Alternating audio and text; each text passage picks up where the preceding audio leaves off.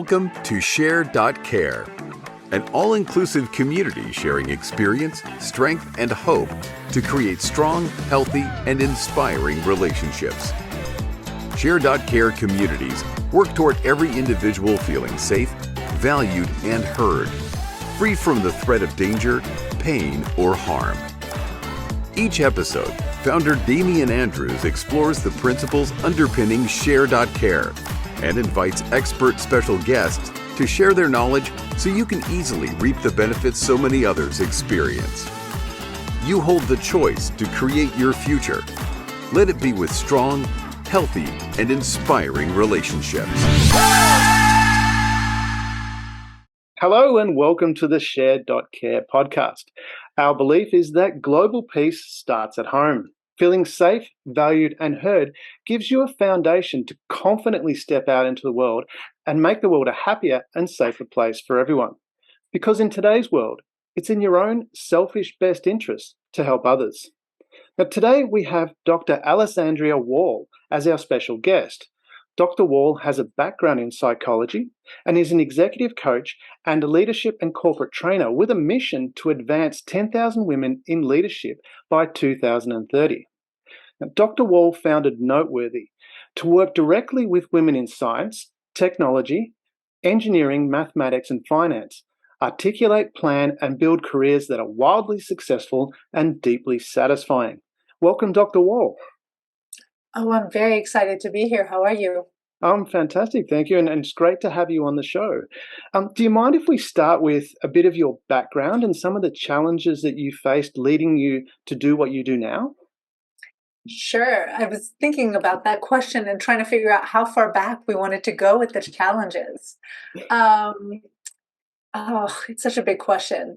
If I just list challenges, I'll start off with the fact that I started life having undiagnosed ADD, ADHD.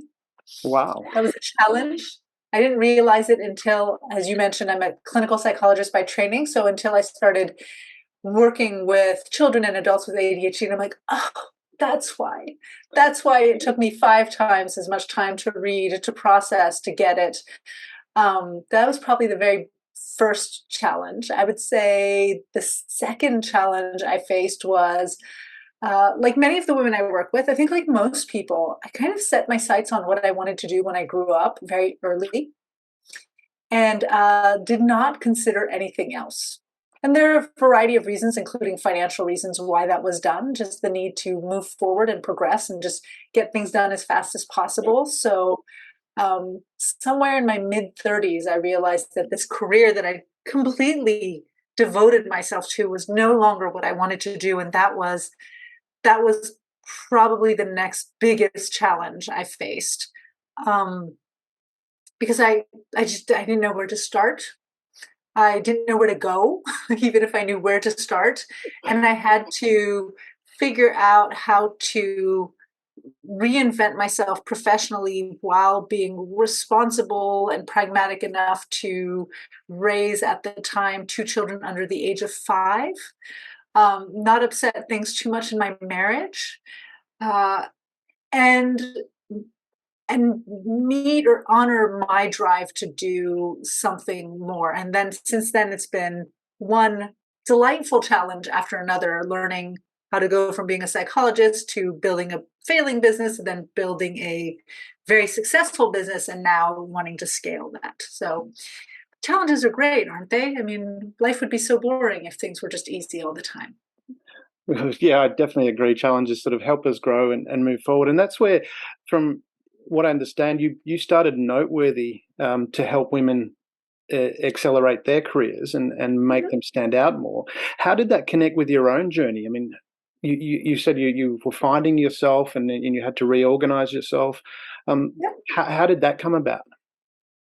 So, as I mentioned, when I started life as a psychologist, I really was persuaded at the young age of 15 that I knew exactly what I would want to do my whole career, and that it would be interesting and engaging, the length of that career. And then I had my first son and started noticing some discontent. One of the things I realized in becoming a mother was that I was an introvert, which you would never guess because I'm very social.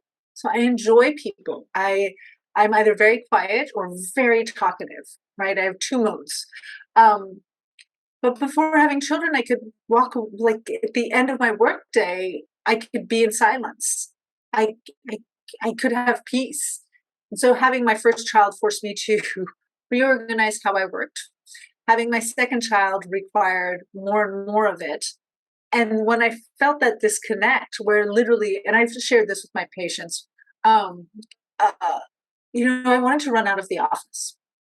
I literally, and I'm sure a lot of your listeners have been in that phase where you're doing something you think you're going to love, and there comes a point where you don't. And I literally would sit in my sessions going, just do something about it. Just do something about it. And I wanted to open my door and run out of my office. So that drive, wanting to get people to take action, right? That do something about it, which is what wasn't being satisfied in the therapy role, led me, and my own struggle with figuring out what next led me to do what everybody and their mother and uncles are doing, which is to open a life coaching practice, right? Throw a rock, you hit 5 life coaches. Yes. But I understand the journey, because as people try to figure themselves out and as they get there, there's a real desire. You were talking to do the selfish thing, but that's how we save the world, right? I think there's this desire to share those aha moments and that process with other people, because you are so gratified by having found a solution to your own problems. So I launched into this business, tried to create something that had nothing to do with the way I conducted my therapy practice, learned a lot, burnt myself out in the process of learning, and was very lucky actually to do that while building what ended up being a failing business. And people are always surprised. I'm like, I'm so lucky that business was failing, because if it had been successful, the other thing that I would have done that I think is very similar to a lot of people, and especially a lot of the women I work with, is I would have stuck with it out of a sense of duty, out of a sense of pragmatism, financial responsibility. I probably would have stuck with that initial life coaching business. But thankfully, it was a total financial disaster. I was using my therapy revenue to fund my coaching dreams, which means I wasn't participating as much as I could have to my family. And I did burn myself out, and I took 6 months off, and I just stopped. And I recommend this to everybody when you have those moments. And I just ask myself, what in that process did you love doing? Right? What did you love doing that you were good at? Who are the people you loved working with? And what was it that led to that? And from that, I built Noteworthy. And Noteworthy, I'm very happy to say, is the opposite of a failing business. A lot of the process that I had to use to create a career that was both wildly successful and deeply fulfilling, which if you look anywhere on LinkedIn is kind of one of my taglines, is the same process I use with the women I work with. It's looking at some of what I learned in building that life coaching business, a lot of leveraging 15 plus years as a therapist, and then everything I learned about building a business and translating that into the corporate space. Wow. It's interesting you mentioned about the failing business and doing working through that process and burning out. And I noticed on your website you talk about you mentioned before about taking action, but you also talk about on your website about being stuck doing what is expected of you or what you're taught to do. And so how did you translate this? I mean, was that part of your journey as well? Like, I'm expected to do that sense of duty. And then how do you translate out of that going, well, actually, this is what's important for me? What were the steps that you took to move out of that? I was a very good girl. I mean, in all ways. I totally broke rules, but as my mother pointed out, I never got caught because I was very clear about what my responsibilities were. And my responsibilities were, first and foremost, stay alive. I think these are good rules of life if you have children. I think these are, when I started my career as a psychologist, I started as a child psychologist, and this is what I would teach the children and the adolescents I would work with. with permission of their parents. I'm like, your number one responsibility is to stay alive. Don't do anything that could kill or maim you. Your second responsibility is your job. That would be school for children. That would be work for me. And so I did that. Like I did what I needed to do at school. I actually held jobs from the time I was 13 on, and I was just a good girl. If my parents said I should do something, that's how I was guided. And what I realized, probably starting in my late 20s and definitely cemented in my 30s, is that so many of the choices I had made were somebody else's desire for me. It was somebody else's plan. My parents wanted me to be an engineer or a doctor, a psychologist. That's a pretty close thing, right? Yes. I needed to, for financial reasons, to speed through school. So I sped through school. There was no slowing down. There was no considering it. Once I had the PhD, it felt like a betrayal to not leverage that PhD. Right. As a I am, but I didn't realize it at the time. Right. So the big transformation for me is trying to understand what the difference is between doing what's right and doing what's right for you, while realizing and honoring the fact that, at least personally, I am a decent human being. So right for me is not this completely hedonistic, selfish in all the wrong ways, choice that's going to leave other people in a lurch, but it is considering what my values, what my needs, what my desires are in the equation. And before, those things weren't part of the equation. It was just, what should I do? What am I told I should do? Who will I disappoint if I make a different decision? Yes. Right. Yeah. So that's it. It's that transition between right and right for you, trusting that if you're a morally decent human being, right for you is going to be just fine for most other people. Did you struggle with that, or how did you? I mean, that's what I want to try and get. Is how did you get that transition to go? Okay, I'm doing this. I was taught to do this. I've done the right thing, and that sense of duty that kicks in as well. I mean, how do you break? How does someone break that? What are the steps they can do to break that way of thinking? To go, well, and how do they find what's right for them? It's a really, really good question. The most important thing you have to be able to do, I would say in general in life, but to make big changes like that, is be comfortable being in a state of distress. I Okay. mean, very simply, anytime you're programmed to act in a certain way and you try to change how you act, you are going to cause dissonance, and that dissonance is going to cause distress.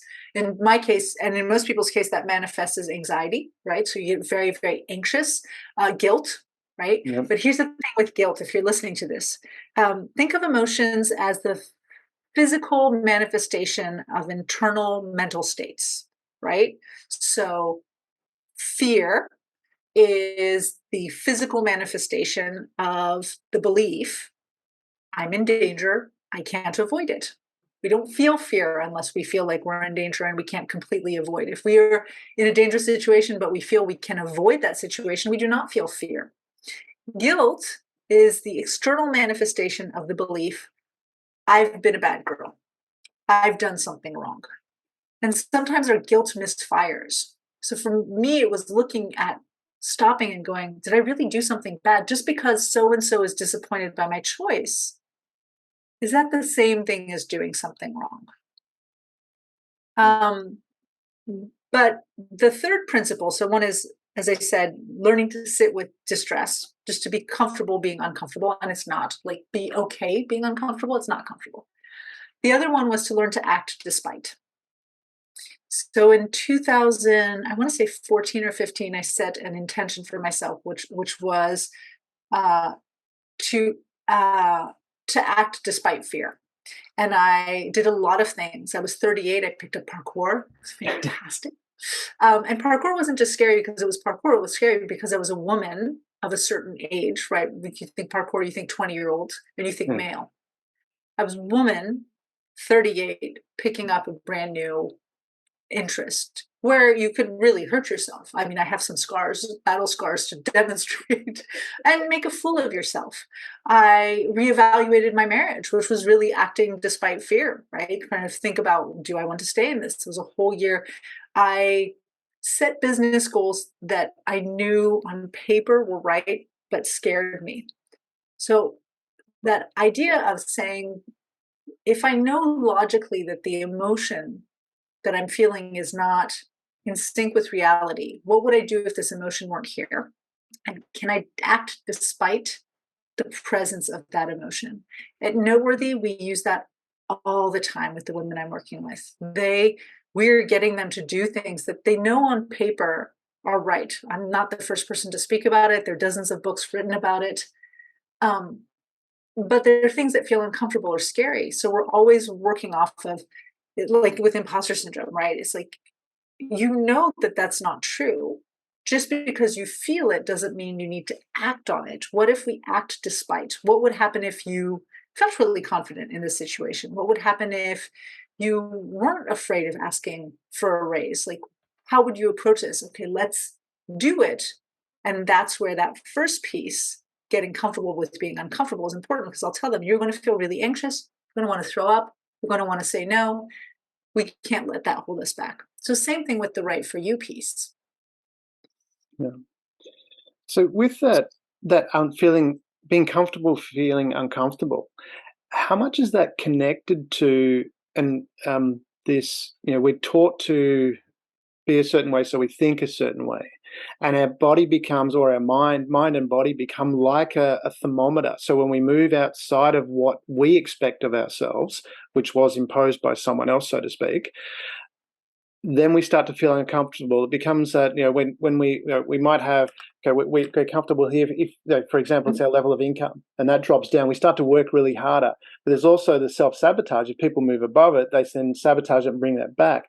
How much of overcoming or becoming comfortable with being uncomfortable is recognizing that, okay, this is just me moving outside of what I was taught to do, or how I think, and that becomes then a trigger to go, well, okay, let's do it anyway. Is that something that can play into effect, or how can someone leverage that?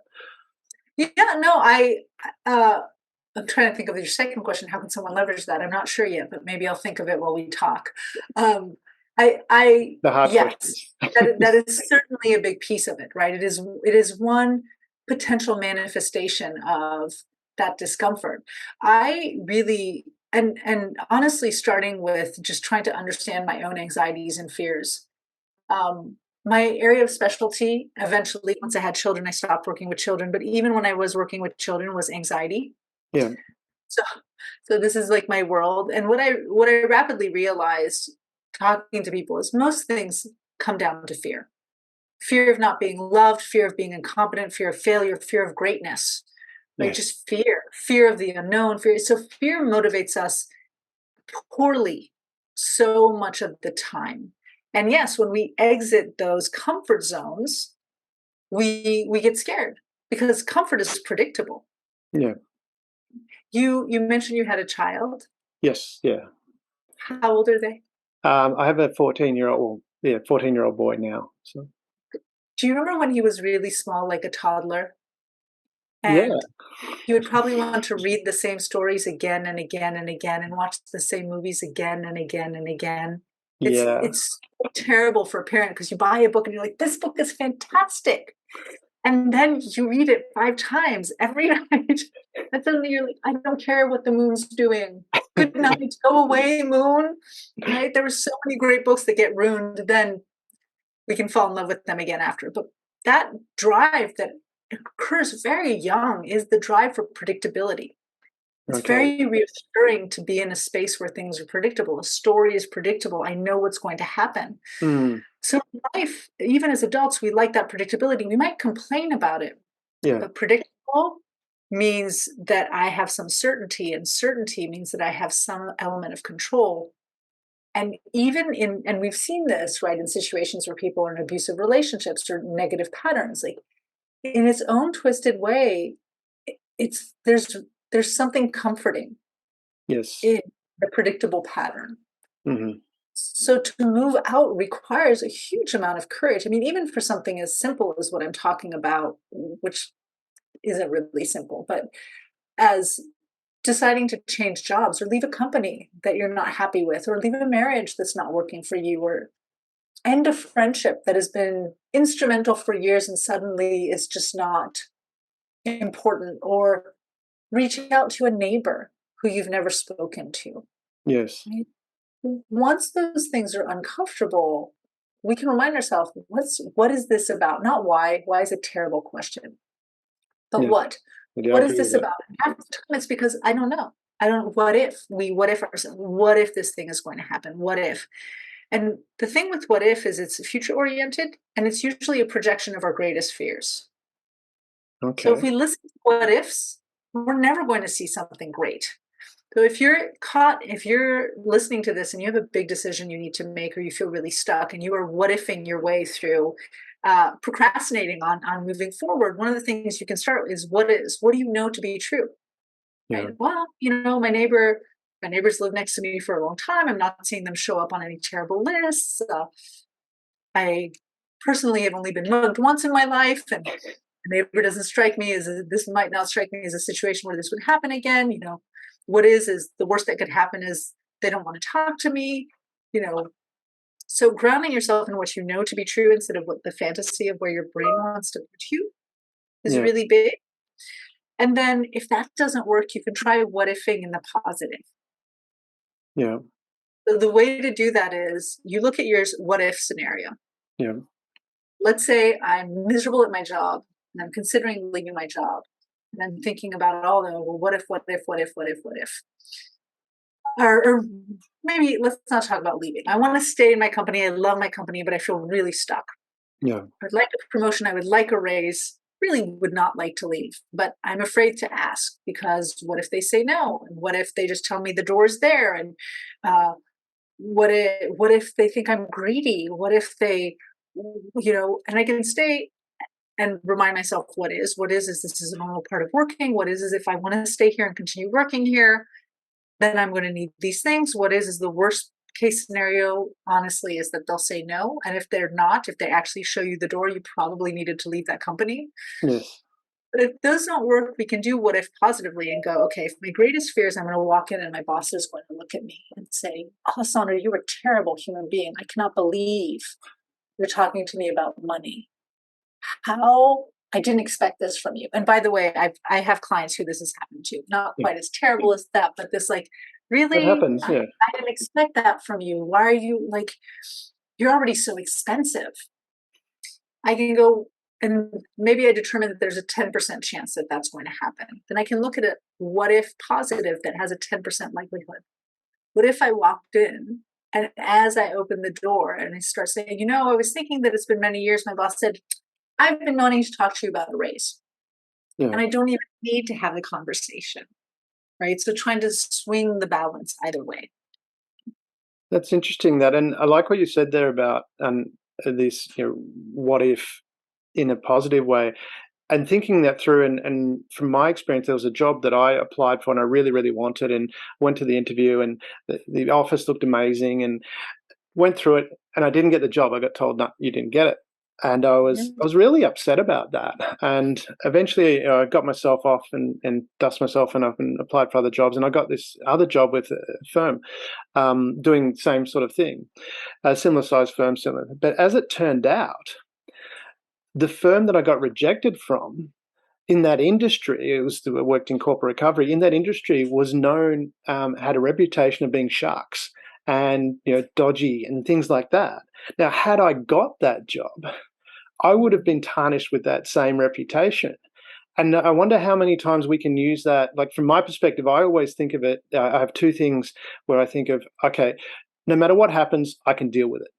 Mm-hmm. And that's my sense of security. I sense it's not like external. It's like, and I'd like to think how I created that, but maybe you can put some insights on it and how someone could create that way of thinking. And just that, sometimes things happen for a reason. It's like maybe like you mentioned, where someone says, "Oh, I can't believe that you asked me that." It's like maybe that's a sign that this is not an enduring thing and the need to go. I mean, how much do those two, again, that's a two-part question. It's like, how do we create that belief that no matter what happens, you can deal with it and it'll work out? And two, recognizing that when something does happen that's adversarial or not how you wanted, it's probably a sign that you need to do something else. How can we create those? So that first thing you talked about, belief that you can do something and it'll work out, that's confidence. Right. Self-confidence. People imagine that self-confidence is swagger, that self-confidence is believing that you're amazing. But that's not what self-confidence is, or believing you're the best at something. Self-confidence is fundamentally in psychology, they talk about it as self-efficacy, among other things. Like, it is the fundamental belief that I can handle it, right? Not that I will necessarily be successful, but it's best represented with I got this. I can do this, right? Doesn't mean I won't be nervous. Doesn't mean I won't fumble my way through it. Doesn't mean I will be successful, but I've got this. And the way to develop self-confidence or confidence at all is through tapping into courage. Courage is a prerequisite for confidence, right? It's having the courage to do things that feel uncomfortable. And here is where we come full circle. Because we go back to, in order to have that courage, you have to be willing to act despite fear. Yeah. For anybody listening, this is not the same thing as faking it till you make it. Faking it till you make it is pretending that you don't feel fear, that you really believe you have this, or that you actually have it when you don't. Yeah. That does not work. In my experience, I don't like that. I think it's disingenuous. Yes. Acting despite fear, or acting despite ... fill in whatever emotion you want to throw after that, is about acknowledging where you're at. Yeah. Acknowledging the fear, acknowledging the discomfort, and saying, and rather than but, right? I want this, but it's like, no, I want this, and I'm afraid, and I'm still going to give it a try, because fundamentally, I think I've got this, and the only way I'll figure out if I have this is by giving it a try and working through realistic worst case scenarios. Yeah. Knowing that sometimes you're going to fall flat on your face. I mean, I go back to, I had to make a really strong case to my husband for 4 years for why I was not putting money in our family account, right? Why I left him to support us. And in the hours I wasn't working as a therapist, I was devoting a lot of, once the boys would go to bed or once those things, I was devoting a lot of my free time to trying to build a business. Yeah. They completely failed. I mean, it was not a waste of time. That's the thing, because I use all the skills. I can look at why did that fail and why did this one work. Social capital is the answer, among other things. Building relationships, approaching things differently, going down to what you speak of, which is the human connection. Yeah. That is the biggest reason my business is successful, because I changed my approach to building business, and I changed the approach. But I had to go through all of that and have the courage to do something that felt really uncomfortable and tell myself, even if it bombs, I can handle what comes from that.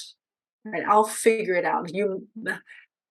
This will date me, but you have a 14-year-old, so maybe we're the same generation. But I can MacGyver my way through this. I can relate to MacGyver. I'll get to that in a minute. But yes, go ahead. So, give me duct tape, some cardboard, a little bit of twine, and a 2x4, and I can fix anything, right? Yeah. And that, you ask, how do you get there? Courage and practice. I think everybody needs to realize that, yes, there are those people you see on TV, those stories you hear where clearly from the time they were young, they had that belief within them. And so it looks like they're courageous their whole life. But for the rest of us schmucks, it's just practice, right? I've never met one of those people, though.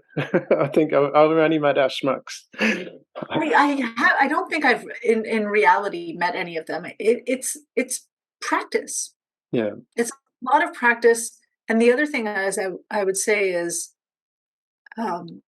try to develop relationships with one or two people in your life um, who care about you enough to walk you through the moments where you're at your lowest point. Yeah. Right? Okay. Because coming back to what you were talking there about, success, I know relate to what the MacGyvering. Like when I was young, um, I wanted to be Knight Rider, the Hoff. I was, the talking car. That was what I wanted to be. But somewhere in there, as I grew up, and I don't know where it was, it shifted, and it wasn't like, oh, I want to be a Zuckerberg or a Bill Gates. It was like, I'm Damien Andrews. I want to be the best Damien Andrews I can be. And I just stopped all that. And I noticed on your website, because we're talking about success and what is success. And you also mention about the control of social media and how it affects our mental health. I mean, how much of this success, and we go, well, success is driven by what's outside of us as opposed to what we think it should be for us. I mean, and if you're feeling that way, how do you, shut out that social media or those influences and actually just go, well, success is how I define it, not what someone else says. How does a person make that shift? I think, again, so I'm 45 for anybody listening. I'm going to place myself firmly as a Gen Xer. And we might be the forgotten generation, but man, I think we got lucky. I think so. Because the advent of social media came when we started becoming parents, but we had all our adolescents in our very early 20s to kind of mess up and figure things out in relative anonymity. Yeah. And anonymity of others, meaning we didn't know what everybody else was doing either. I love and hate social media. I certainly believe that most of us would be far better off if we spent less. I will tell you one of the things I did uh, probably around the time I decided to walk away from the first failed business is I got off social media. Part of how I burnt myself out was I was trying to create content, creating so much content. I had content on Instagram and content on Facebook and content on Medium. And it was just hard. It was hard to watch people, and I knew people who on social media looked ridiculously successful, but I also knew them privately, and I knew how much they made, and I knew Yes. how much they worked. And I knew that on social media, I looked ridiculous. People were so sure that my business was booming. And so I made a point of coming out and going, it's not. Mm. I just build beautiful websites. It's not hard to build a Right. beautiful website nowadays. Right. And so one of there are two things that are interesting with social media. One is that tendency to compare ourselves to other people is just natural. Humans are social creatures. Mm. We do that even without social media. But now we're comparing ourselves to people who we know nothing about and who can filter everything, Yes. right? And we know that, Mm. right? But we don't act on that. That's Right? interesting, isn't it? And then the other thing is, I think I know they did a research study where they looked at what happens when you cut people completely out of social media. And if I remember well, this was done in Israel. And for one reason or another in this company, people were asked to go off of social media for business, but in their private lives too, were completely taken off of it. Yeah. So they were looking at mental well-being and the state of people off social media, and people felt better, not surprising. But then when they were trying to understand where the impact was, they said what's more stressful for people is not trying to look like the Joneses, it's Mm. trying to one up themselves. Really? We're always trying to outdo our last great post, our last great Is that achievement, our still last connected to picture. one-upping the Joneses? Or is that like in that way you update it, trying to be better than yourself, but to show other people you're better than? We want other people to see us, but because people know that what you see is so fake online, Yeah. that a lot of times what really is driving people is, but I can't be stagnant. Like I need to continue looking amazing. I need to continue looking like I'm having a wonderful time. It's very interesting. What has helped me is to get on only the social media I need. Yes. So for business, all I need is LinkedIn. It's a very clear proposition. I love it for that reason. I am here because I have something to offer professionally, and I'm looking for other people who have something to offer me professionally. The conversation, the relationship is very simple. And I'm no longer on Facebook. I'm no longer on Instagram. My children are dying to get me on TikTok, but all I know is when I grab one of their phones and start watching TikTok, 2 hours go by.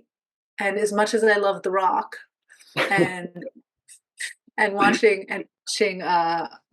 Call Me Chris, Mm. it's like that's 2 hours of my life that I could have been seated outside staring into space, which as far as I'm concerned is a far better use of my time. Yeah, it's something. I mean, I'm asking partly too because I don't connect to that. I personally made a conscious decision a long time ago that all my devices don't have alerts on them. So I don't even know if my phone is ringing. Ironically, sometimes when I pulled it out of my pocket, an important call is coming through. It just seems to happen. But so I don't have that. But also I've noticed like my son, who's 14, doesn't use social media. He plays video games with his friends and he connects via those video games, and they talk and they play those video games, and when they catch up in their sports, things like that. But he doesn't use it. So I'm not sure. I don't have to look at that a little bit more as to why he like him and his friends really don't use social media much at all. Maybe it's a boy thing, might be. Don't I know. have two sons. Oh, I okay. have two sons. We limit, so they're allowed to have one, and I have to be able to see. And my oldest, who's 13, does not. I think he only posts privately. Um, I'm like you. Like my friends are very frustrated with me because I don't answer my phone all the time. I also tell my clients I'm like Saturday is a no device, so I won't. If they're in a crisis, they need to tell me beforehand because I just don't check my Hmm. computer, anything Saturday. I try, and I would recommend with most people, I love technology. I'm an early adopter, right? It is hard for me not to buy a new phone when the new things come Yeah, out. same. Android all the way. I don't know about this Apple. I don't It's know where we're cool. losing you here. I'm an Apple But person. So. the rest of the family is too. But I love technology. Like if somebody's buying a new receiver or new speakers in the household, it's this woman, right? It's not. Cool.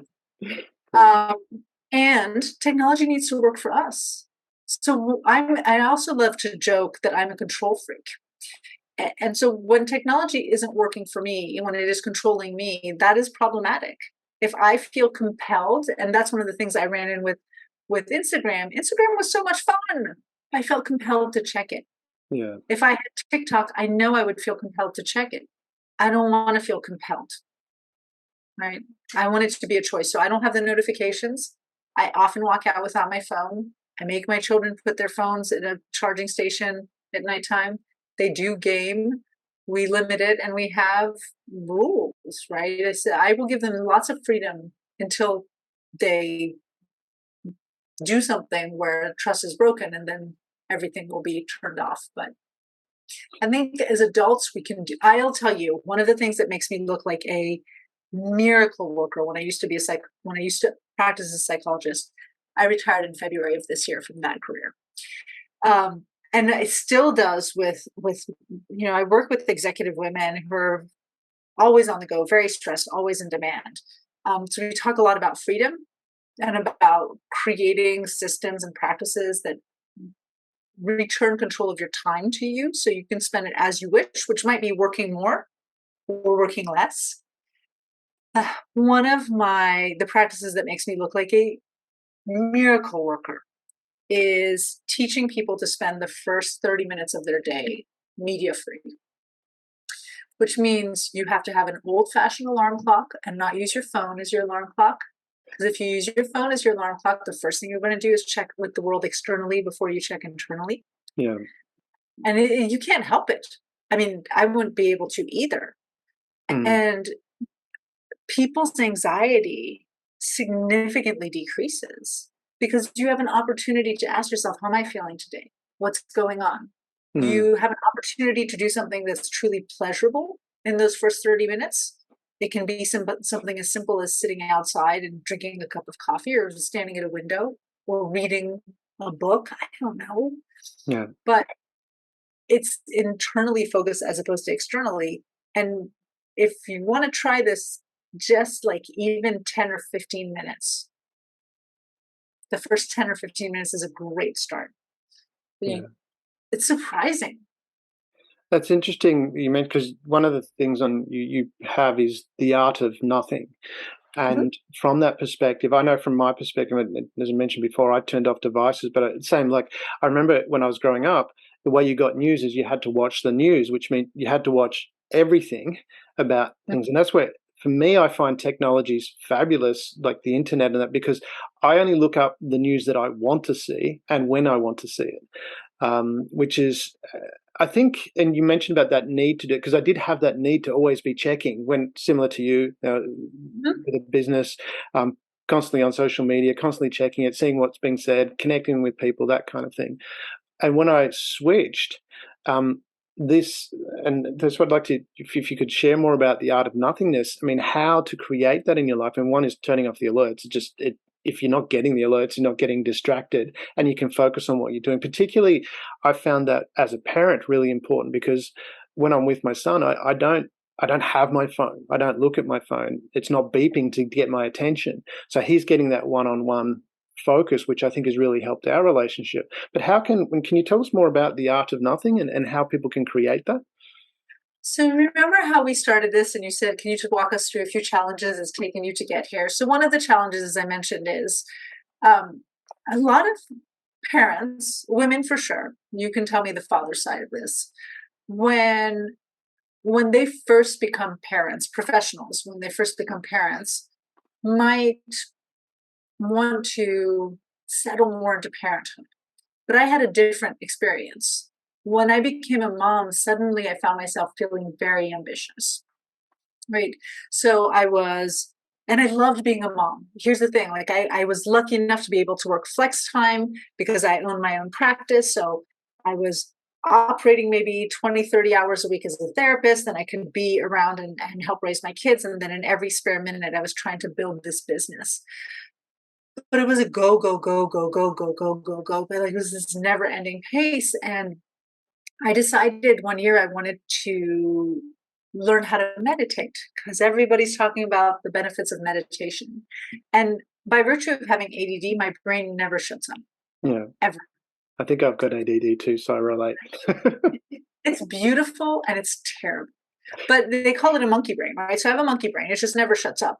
Yeah, And so I hired a friend of mine who did a lot of meditation work. She taught me 5 different methods, could not work. It was just too stressful.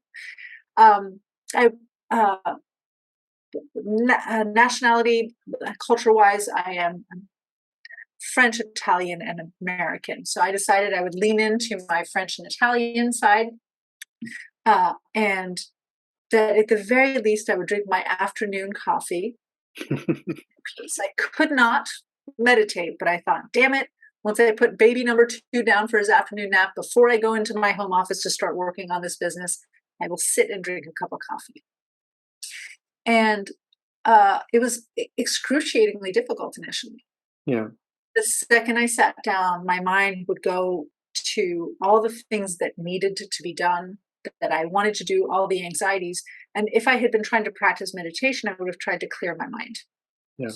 I wasn't trying to practice meditation. I was just trying to drink one damn cup of coffee. So, and an espresso, right? And so, what I learned to do was to practice this art of nothing, this art of sitting down and doing what I watched my grandmother do, doing what I did growing up in France, which is far niente. You Yeah, just sit around and you watch the world go by. And it started with 2 minutes, and then I extended it 5, 10. Today, honestly, on a beautiful day, if the mosquitoes aren't out, I could sit an hour and a half, 2 hours, literally staring into space. And I think it's a beautiful use of time. yeah. What I discovered is, however, that just 2 minutes makes a world of difference. Hmm. So I started teaching the people I work with to do the same practice. I would take my patients and I would sit, I had this beautiful bright yellow concrete front stoop in my office, and I would sit them on the front stoop and I'd say, we are going to sit for 5 minutes and do nothing. You were not allowed to do meditation exercises because that clocks as a check mark. I just did something. You were not allowed to close your eyes. I will keep track of time. You're just going to sit. You can move, you can walk, you can observe things, and they would all describe the same experience, which is initially incredible restlessness, followed by frustration, because internally it's ridiculous that one should not be able to sit for 5 minutes, Yeah. followed by letting go Mm-hmm. and giving into a singular moment of bliss. They're like, ah. And immediately, and this is about the 3 minute mark because I'd watch people squirm. This like, okay, I did it. I'm good, right? And I look at people I'm like, still time, right? But the more you practice this, the more it becomes this incredible opportunity, A, to take breaks, and your brain needs these breaks from screens, from most of us, including myself, are in front of our screens all day long. Mm-hmm. We function better.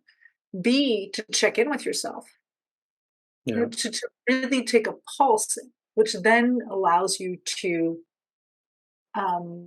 address whatever is going on. So when I would teach this, and I've taught it internationally across 3 continents at this point, I would tell people, if you don't take these micro breaks during your day, what happens is if you're lucky, you start the day calm here. My left hand is low. And then as your day progresses, your stress goes up and up and up and up and up. And when you end the day, your stress is extremely high. And it takes you 2 hours of binge watching Netflix, 3 glasses of wine, however many beers or gummies, whatever your thing is, to get you down to a place where you can go to sleep and fall asleep well. Mm-hmm. If you take these micro breaks, what ends up happening is a stepwise progression where your stress increases, and then the micro break gives you an opportunity to intervene on that stress and to level out. Yeah. And then your stress increases a little bit and you level out. So at the end of the day, you're half as stressed, Mm-hmm. half as worn. And that's going to prevent you from adopting habits that are symptom treatment, not problem treatments. Yeah. So that's, a glass of wine. That's being able to go to sleep without the gummy or without having to binge watch a bunch of TV to quote unquote unwind. And we become more effective problem solvers. Because I would imagine for executive women in particular, that learning that silence would be really powerful. Like in negotiation magic, I teach, silence is one of the most powerful tools you can use in negotiation, and being able to as an executive, having that ability to switch that on, is that something that, like, can they go from having a glass of wine to de-stress to actually being able to switch that on whenever they want? Is there a skill to making that transition from being constantly busy to then going, okay, I'm just having this time out, and then being able to switch on that quiet time so that you can use that as those tools, like in negotiation? Silence is golden. It draws out so much information. How can someone take those steps? Well, we're back to that sitting with distress, right? Silence is uncomfortable for some people, but you're absolutely right. If you get used to practicing the art of nothing, which is not this monastic, again, if your brain goes through the 5 loads of laundry, the grocery shopping you need to do, the fact that you forgot something, like, that is okay. The brain doesn't need to slow down. Actually, what we find for anybody who's a creative is the more you teach your brain to just go on its own path, not on a path that's dictated by your phone or anything else, eventually those are when our best ideas come. That's why, best ideas in the shower, because we don't yet have TVs and podcasts blaring at us through the shower. But once that happens, that will be gone too.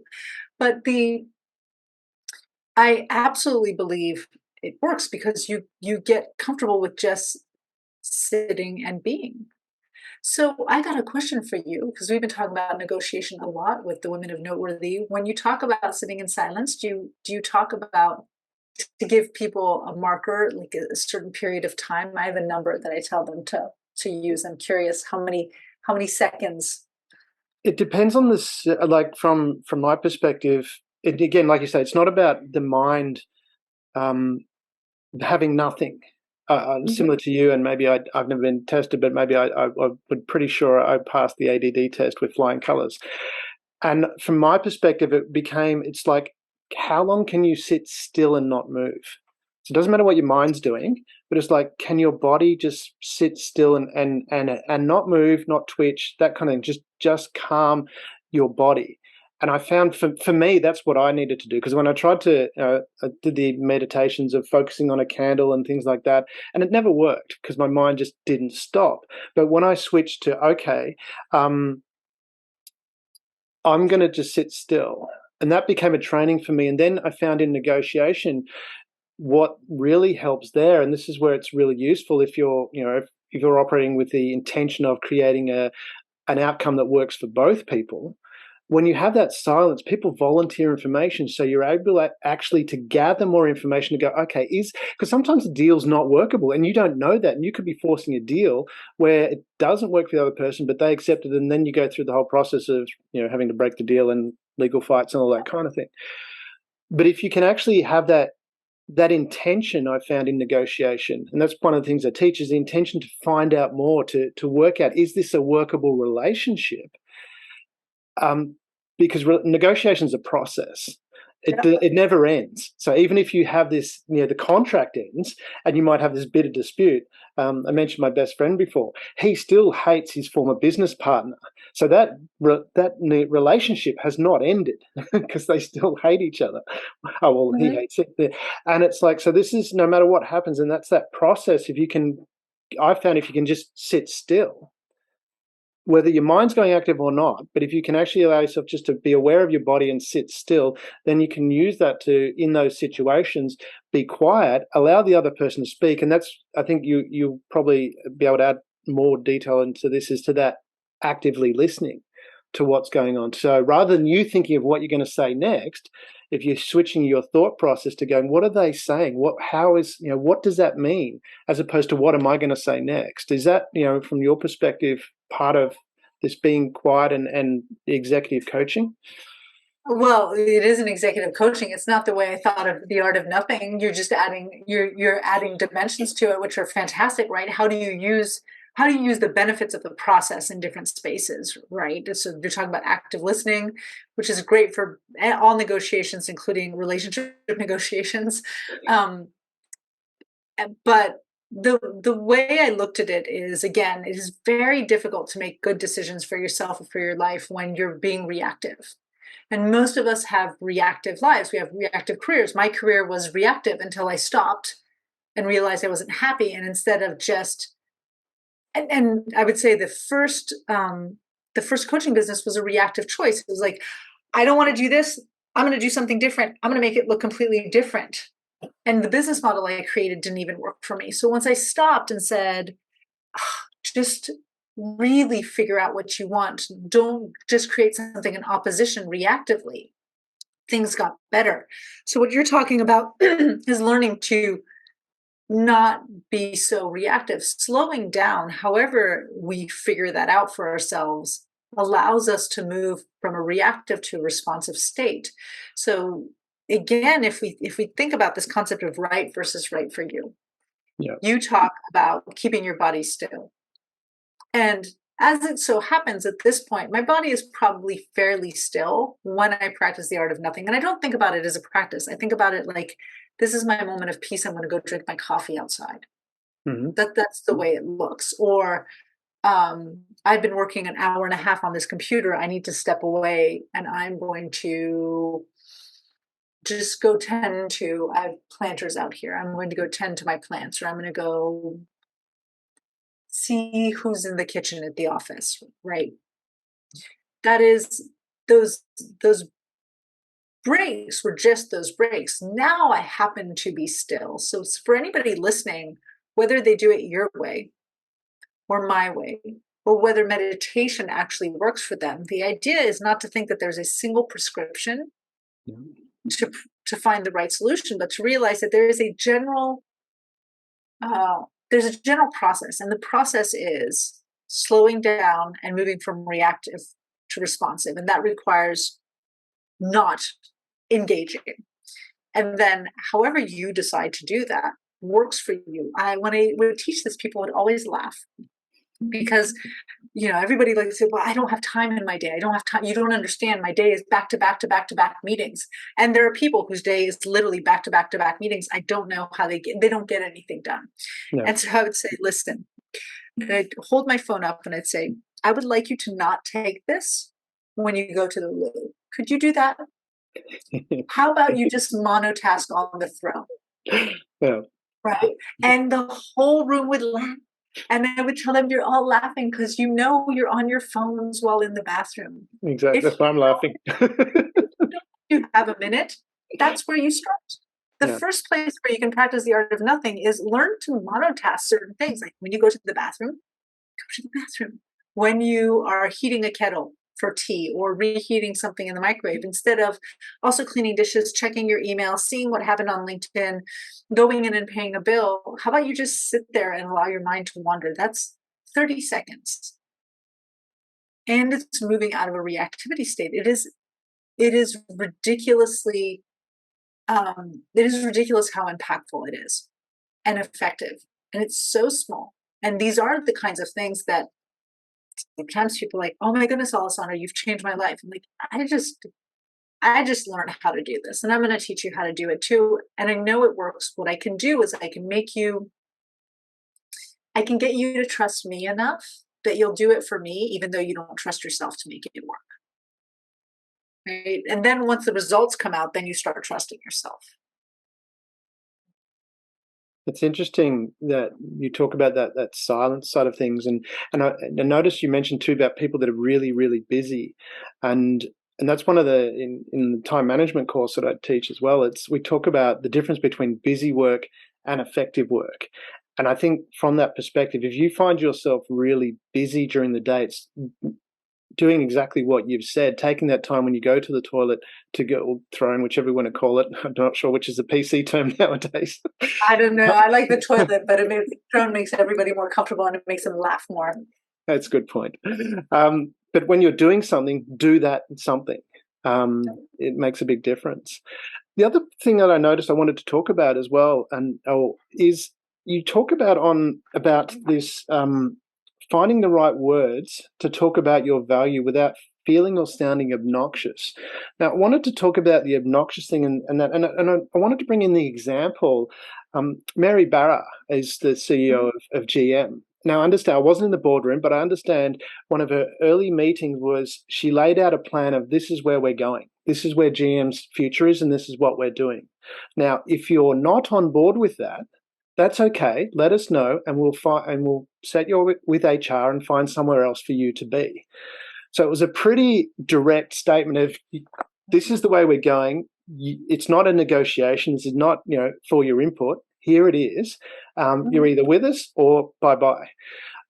How does someone and I would imagine for women, as I understand it, it's more about there can be more about pleasing and wanting to not upset the apple cart, that kind of thing. How does someone make that transition to accepting, well, it's okay if some people don't like what I'm doing because this is the direction I need to go? How do you make that transition? You brought in two concepts. So, the value articulation piece, which is what you started with, it's just this idea that this is especially true for women. I'm sure it's true for some men too. I know it's true for some men too, because I have a course on LinkedIn that has nearly 100,000 views, and I get emails from the men who've taken it. So I know it's true for men, but it is especially true for women. And this is across all cultures that I've come across. You and I started, I said I was raised the first 7 years of my life in the Middle East, the next 11 in Europe, and then I've been all around the States, and I'm married to a Chinese American, so I've been through Asia at this point too. And everyone when I talk to says, well, in my culture, and I'm like, it's all cultures, even in a culture that's supposed to be so brash. Yes. Women are taught to be good girls. And that means we don't speak up, we don't talk about our exploits, we don't talk about our impact, we talk about the collective, the group.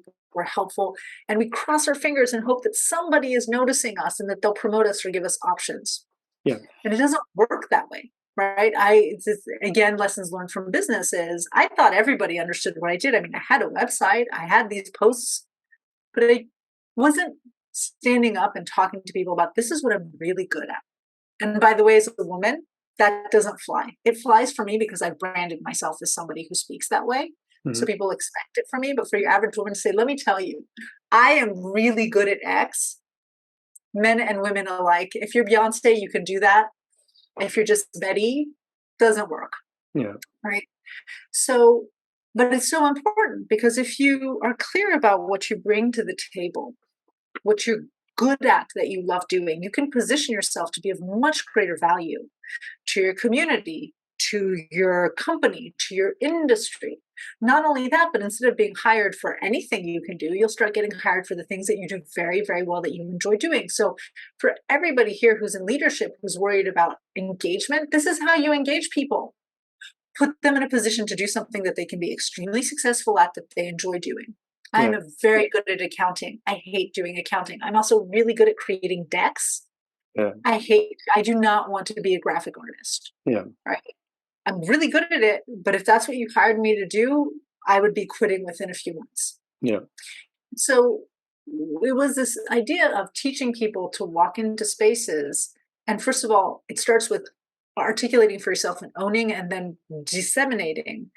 And part of being able to do that with human beings was helping them understand that we're not boasting. This is factual.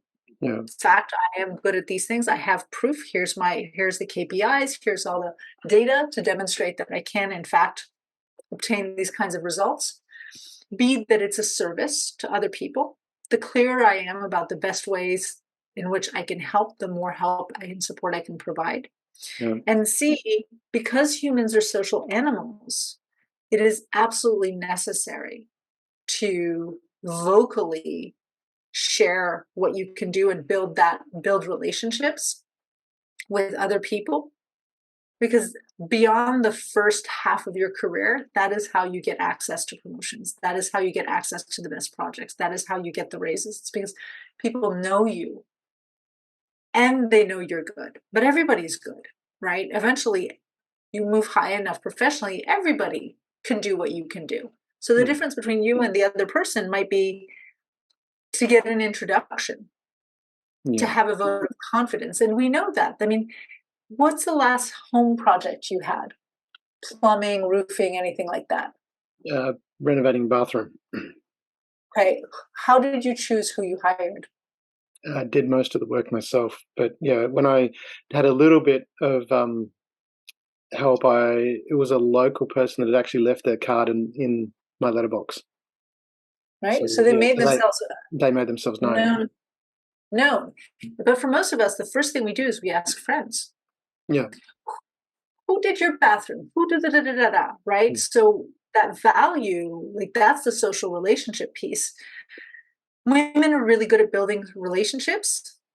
So they'll make friends, but they don't leverage those. So a lot of this is teaching them to not only build great relationships, but then know how to position themselves in those relationships and how to ask for what they need, because we're so good when asked at providing that value.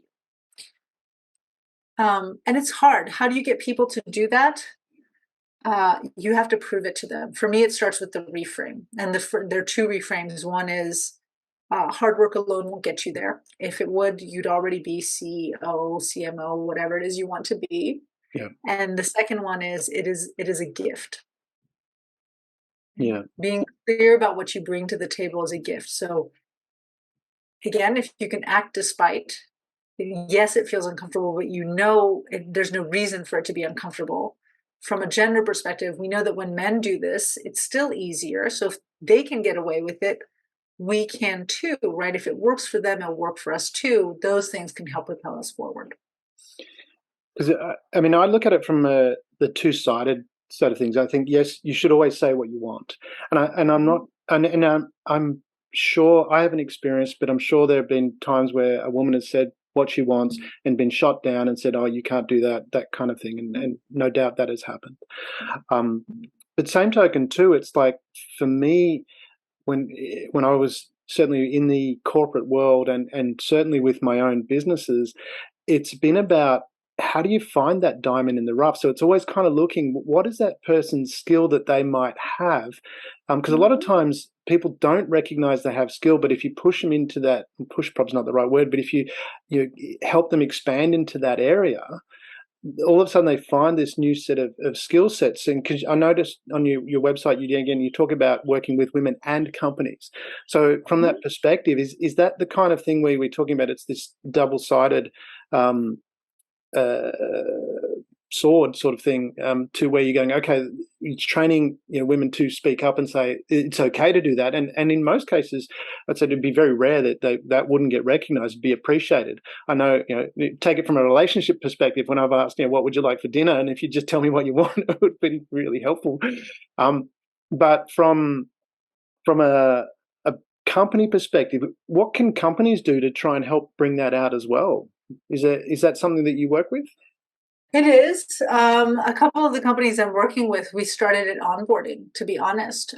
There's a process that we use at Noteworthy. So I share the process with them. And I said, it really actually should be part of your interviewing. If the candidates you're interviewing are not offering this information, then there are questions that you can bring up to start eliciting the information from them. But at the very least, at onboarding, we use it. I mean, a lot of the women I work with, when I say, okay, pretend we walk in the room and I say, tell me more about you, go ahead. When they start, they're all over the place. They're not highlighting the right things. They're not compelling. I love to use the fact that I have ADD, and I'm like, listen, if you lose me, you'll lose other people. You don't want to lose me. Most people might not have ADD, but they're so busy, their brain nearly functions like it. So your goal is to keep me captivated the whole time. And if you can keep me, you'll be able to keep other people for sure. And, but a lot of them shy around, well, I don't know. So there are questions. For example, I'll say, well, what are some of the projects you've loved working on? And again, not why, terrible question, but what was it about that? What was it about that? What skills did you put to use? Where else do you use those skills, right? And getting them to really, if they don't know off the bat, to learn how to identify what are the things where they get in a state of flow. Or even if they're not, they're the things that they look forward to. And part of the way we do that is we also look at what are some things you're really good at doing that you hate. Because people tend to sell all their skills. But if you start being known for things that you hate, you will be hired to do things that make you miserable. That's a good point. Then you get huge turnover. Yeah. And there are other things. Like, I think hiring based on resumes is stupid. Resumes are historical data. I want to know what's interesting now. How do we use the skills you've developed over time for the future? Your resume just tells me what you've done. I want to know what you can do now and where you're going. So there are other pieces. I wish resumes showed character as opposed to skills. Character is much more important. But it's really, it's about fundamentally getting to understand people. And it's beautiful, right? Because once you ask somebody those questions, and better yet, once you act on the answers they give you, by giving them the types of projects or roles that allow them to leverage those skills, people feel seen.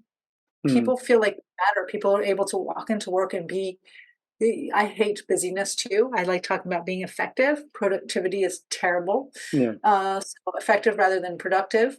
Yeah. And people get to feel effective doing things they enjoy. It's so simple and so complicated. It's an interesting dynamic there, and an observation that I've had, and I've seen it. It's like when I look at, say, families, for example, and generally you'll find that the mum is in charge of the children from a very young age. That's the common dynamic. So what mum says, the children do. And it generally, and from relationships I know, it extends to the broader relationship, to the extent even some of the friends I've got, the wife, gives the husband the play money that he's allowed to have, and she controls the rest. And so, and I look at that dynamic and go, well, here we've got children that are taught to listen to and do what mum says, male and female. And then you've got a lot of relationships where, and I've been in that situation too, where I've done some really, really, what I would consider, I'm looking and going, this is really stupid. But my partner at the time, the person I was with, wanted to do it. So I did that. And I've seen it in a corporate environment as well, where there's I can't remember how it worked, but I was watching the behavior going, the certain women that were doing it, they were like, the men were just doing exactly what they said, and it was, and I'm just wondering how that transition happens, and how people could leverage, like women could leverage that from the perspective of being more effective in a workplace. It's like we go from being in charge, having the role model of the woman being in charge and being telling you what to do, to then going to the workplace where it's like, can't say what to do, sort of thing, or don't want to say what to do. How does that shift happen? But also too, how can we leverage it? Because I have seen it like in a corporate workspace. I'll have to think about that more, because I've just thought of it, remembered it as we were talking, where these women were just like, the men were just doing, and women as well, were doing exactly what they were told. But how can we leverage that? Is that I really don't know. I think part of the problem is that um, it's okay in the house, but it's not okay at work, because the social structure we've established doesn't allow it, right? It's like women cook, but men are mm, chefs, right? yeah, Women cook, but men are professional chefs. Women are seamstress, but the vast majority of designers are men, yeah, right?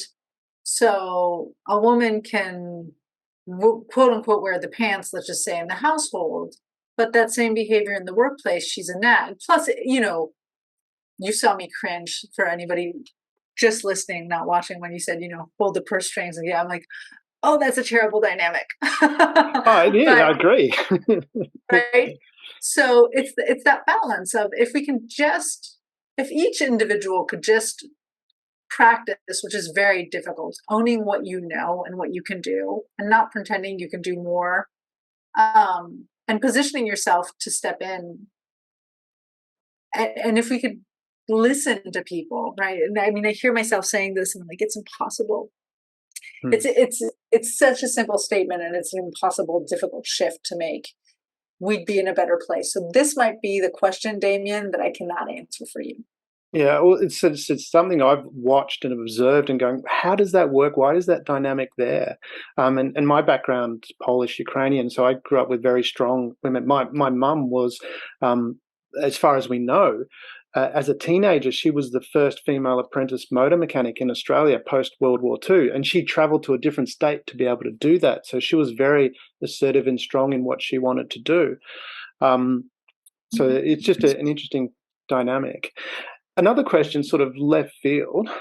Um, there was a bit of debate going on here earlier this year. I think it was earlier this year. Female James Bond. When the movie came out, there was a debate going: should James Bond be uh, cast as a woman? And it was like, and I'm looking at that going, because I remember having on my desk, I had a poster that said, "Don't go where the path may lead. Go instead where there's no path and leave a trail." And I was listening to that debate going, should women be encouraged to follow a male role model, or should they be, follow their own? And I say that because two of my favorite action stars, the top two favorite action stars, are women characters. So it's like, why are we encouraging women to be a male character? Sure, be a super, have a woman super spy, no problem. But should we be encouraging women to emulate male role models, or focus on being either their own role model, or the female role models? I'm all for the latter, right? Like, you got to be yourself. I'm a huge James Bond fan. I did not weigh in on the debate, just because Hollywood's going to do whatever Hollywood wants to do. And at the same time, my thought is, like, I love the diversity that we're seeing in movies and television. Yeah. I see the pendulum swing, like the reactivity of that. I'm going to be really interested in seeing what it looks like 10 years from now, when we're not just reactively saying, let's put more women, let's put more diverse folk. I'm like, when this is just part of what we do, as opposed to, I think in some cases it's a PR stunt. I think in some cases it's very well meaning, but it's like this tip of the iceberg where it's like, oh, how about if you started paying people Yes. like what they needed to be paid? Um, and so, but in general, I think there's so many opportunities for women to play extraordinary roles, strong roles, action roles, softer roles, whatever it is they want that kind of fits the character. Um, we're already facing a backlash, and we're going to continue facing that backlash. And sometimes I think it comes from reactivity, like the people are making reactive choices of how to move the needle forward. Yeah. I still watch a female James Bond, but you know, he was really designed to be kind of a womanizing, slightly misogynistic guy, and in his own way, it's part of his charm. Well, that's where, I mean, I mentioned. I mean, for me, it's like Charlie Baltimore, Gina Davis in The Long Kiss Goodnight, where she saves Samuel L. Jackson. I mean, how much tougher do you get? One last question before we wrap up, and I get you to sell your wares as well, is you talk about the importance of looking for a partner that will listen to you. How important is finding the right partner to your career and the things that you teach at Noteworthy? Are we talking business or life partner? Well, you mentioned, you see, the importance of looking for a partner that will listen to you, consider what you need, and create a dialogue when conflict comes up. So it doesn't specifically say whether that's business. I think both. I probably was talking about that in part in that. I think I don't think. I have to stop saying that. If you're a woman listening to this, don't say I think. In my in my experience, it's hugely important and it's very difficult, but it makes the difference. I was reading a post on LinkedIn actually the other day from, I cannot remember whom, but I remember my comment to her is, oh my goodness, what a gift, right? And she was talking about being the primary breadwinner and it was a cisgender heterosexual couple. And because she was a breadwinner, there came a point where I think with the pandemic, one of the two parents had to stop working to take care of the children. They had two young children. And so her husband was happy to do it because she earned more than he did. And then at some point in time, she wanted to pivot. She wanted to go open her own company, which meant really putting the whole family potentially at risk. And his response to her was, do it. We've saved enough. Go do it. Right? That having somebody who believes in you, who will take the time to listen to you, even if they disagree, who will talk you through things. It is, whether it's a business partner, whether it's a mentor or a sponsor at work, whether it's a romantic partner, is incredible. I think there's a great book that I now give. It's called Good Guys. The authors, I can't remember their first names, but last names are Smith and John. I have like 20 copies here because I hand them to my clients. On male allyship, and one of the chapters is about how allyship starts at home. Yeah. Right? And I think there are a lot of partners who we believe that we're allies to our partners. We're not really. We're within these like confines. Like, you can do this if, I'll let this happen if, which puts the other position in this other person, in the position of always having to worry about failing, worry about disappointing. So, oh my goodness, if you can find, I found my husband is kind of supportive, mostly supportive, but I had a post about it not too long ago. He's just a glass half empty guy, right? That is just his thing. If I want to identify how something can fail, because I need to work through the roadblocks, he is the person I should go talk to. He will tell me all the reasons why something cannot work. There's a lot of value in that. For strategic planning, it's important. Yes. But if you can find somebody who has that and who also can come back and go, and here's what I know about you, and this is why I think you can do this, or this is why I think you shouldn't do it. Maybe like true partnership is having the guts sometimes to stand up and tell somebody, I love you, but you shouldn't. Right. Yeah. And that, again, can be professional love. But if you don't have that at home, you can find it in other places. I have partners, like friends, what I call fans and sponsors, who I've met professionally, they're the people, like when things are really bad, I'll go and talk like, this happened, I'm having a bad day, or I'm thinking of doing this, what are your thoughts? And they act as true partners. So wherever that person is, if you can find them, build the relationships, it's worth it. And by the way, that requires articulating your values so they know what you're about and you can build enough of a relationship. Or you've got to bring it to the relationship too as well. You're part of that. That's very important. Yeah. Okay, we do have to wrap it up. I know you've got to run. How do people find you? What's the best way to reach out to you? It's your turn to sell your wares. Any particular products you want to sell? There are two. First of all, two ways of finding me. One of the easiest ways is going on LinkedIn, and I know my name will be somewhere in here, but it's 1L 2 S's. The LinkedIn slug is Dr. Alessandra Wall, so Dr. Alessandra Wall. The other place is my website, which is noteworthyinc.co. We are actually just launching. We've upgraded. We had a 7-week accelerator, which we've upgraded to a 6-month coaching program. It's called Invisible to Unforgettable, and it is launching soon. So I don't know when this is coming out, so it might be too late for this, but I'll still put it out there. September 28th is the launch.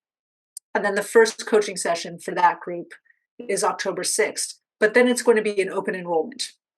Yeah. And I'm very excited about that program. We have had incredible results just with the 7-week accelerator. We've had one of our clients in one of the last cohorts went from 30 rejections in 12 months at the company she was at to a new job and a 50% raise and executive title. And that was with just the 7-week program. Wow. We have stories like that all the time. So it is very exciting to bring that on. So that's the big program. But what we do is I really focus on women in leadership, usually senior leadership, and who are ambitious and want to pursue those ambitions without having to sacrifice everything else. So it's really about building those really successful careers that are also satisfying. And I'm good at it. Let me just say that I'm really good at it. We have all the social proof. So if you're interested in what that might look like for you, please, by all means, LinkedIn or noteworthyinc.co. Thank you. Thank you very much for being on the show. And I really appreciate the time. I know we've gone longer than anticipated, but there was so much amazing value there to share. And do reach out to Dr. Wall. She's fabulous. I've really loved having this conversation with you, and hopefully we can have you again on the show at some point in the future. I would love that, Damien. Thank you so much. Thank you for being part of the Share.care community and helping people around the world prosper. You're creating a bigger pie for everyone to share. The more people contributing to the world being a better place, the better the world becomes, for others and for you.